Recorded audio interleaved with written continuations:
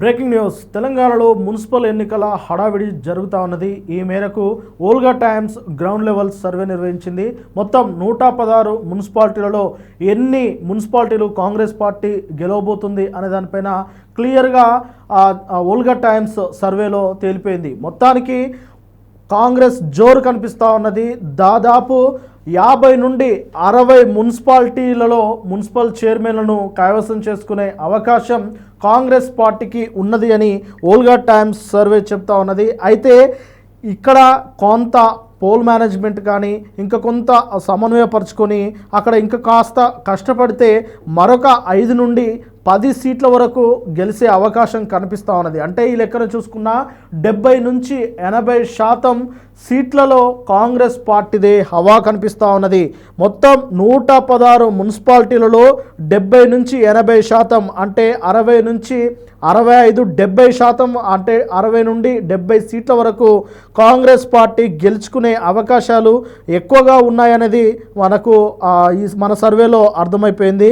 ముఖ్యంగా దీనికి గల కారణము ప్రభుత్వము అంటే కాంగ్రెస్ పార్టీ అధికారంలో ఉండడము ఒక ఎత్తు అయితే, ఇక రేవంత్ రెడ్డి గారి అంటే ఆయన తిరిగిన ఆయన మున్సిపాలిటీలపై ఆయన ప్రభావం కావచ్చు, ఆయన బహిరంగ సభలు కావచ్చు, వాటికి సంబంధించి కూడా కొంత కాంగ్రెస్ పార్టీకి కలిసి వచ్చే అవకాశంగా చెబుతూ ఉన్నారు. అయితే కాంగ్రెస్ పార్టీకి ప్రధానంగా మైనస్ కూడా ఆయన దూకుడే అనేది కొంతమంది అభిప్రాయాలు అయితే వ్యక్తం చేస్తూ ఉన్నారు. ఎందుకంటే కేసీఆర్ గారి పైన నేరుగా ఆయన దుర్భాషలాడడం కొంత నెగిటివ్ కనిపిస్తూ ఉన్నది. ఇక అంతేకాకుండా పథకాలు 6 గ్యారంటీలో పూర్తిగా అమలు కాకపోవడం కూడా కొంత మైనస్ అయ్యే అవకాశం ఉన్నది.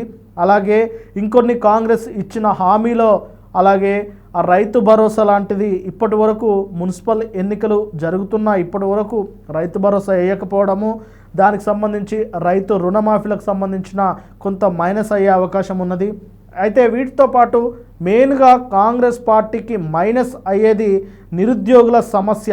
నిరుద్యోగులు యువత కాంగ్రెస్ పార్టీకి చాలా మైనస్గా మారిపోయారు అనేది చాలా క్లియర్గా మనకు సర్వేలో తేలిపోయింది. ముఖ్యంగా రేవంత్ రెడ్డి గారి వ్యూహం కూడా చాలా క్లియర్గా ఉన్నది. ఆయన ఎక్కువగా వృద్ధులను టార్గెట్ చేశారు, అలాగే మధ్య వయస్కులను ఎక్కువగా టార్గెట్ చేసినట్టు కనిపిస్తూ ఉన్నది. అయితే వృద్ధులు కూడా కాస్త కాంగ్రెస్ పార్టీ ఇస్తానన్న అంటే పెంచుతానన్న పెన్షన్ను పెంచకపోవడము కొంత నెగిటివే అయినప్పటికీ ఆయన కేసీఆర్ ఇచ్చినట్టే 2000 పెన్షన్ అయితే ఆయన ఇస్తూ ఉన్నారు కాబట్టి అక్కడ 50-50 ఛాన్స్ అనేది కాంగ్రెస్ పార్టీకి ఉన్నది.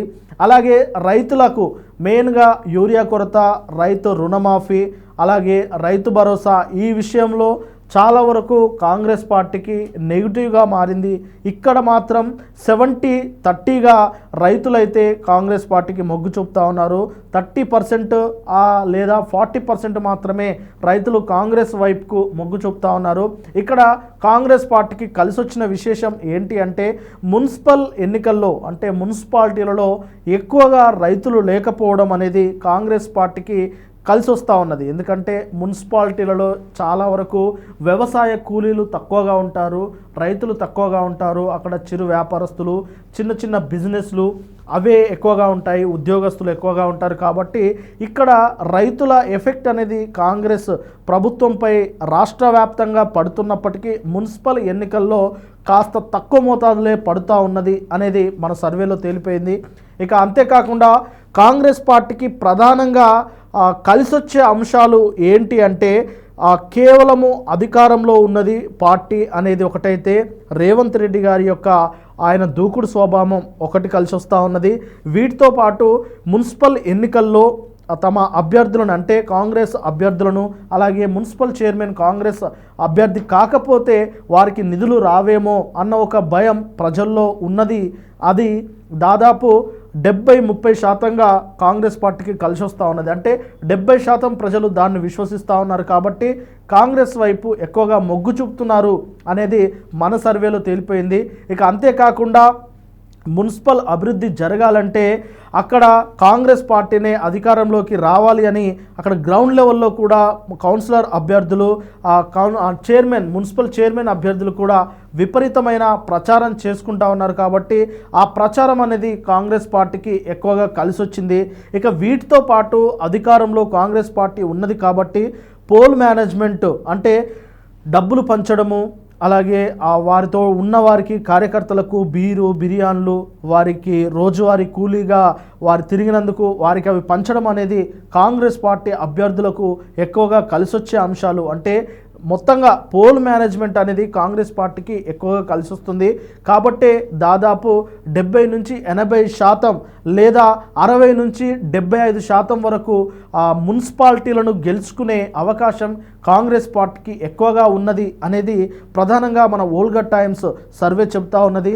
అయితే ఇక్కడ కొన్ని మాత్రం అంటే కొంత ఇన్ఛార్జ్ మంత్రుల లోపం కావచ్చు, లేదంటే స్థానికంగా ఉన్న కాంగ్రెస్ మంత్రుల లోపం కావచ్చు, స్థానికంగా ఉన్న కాంగ్రెస్ ఎమ్మెల్యేల కాస్త పని చేయని తనం కావచ్చు, ఇవైతే కాంగ్రెస్ పార్టీకి మైనస్గా మారుతూ ఉన్నాయి.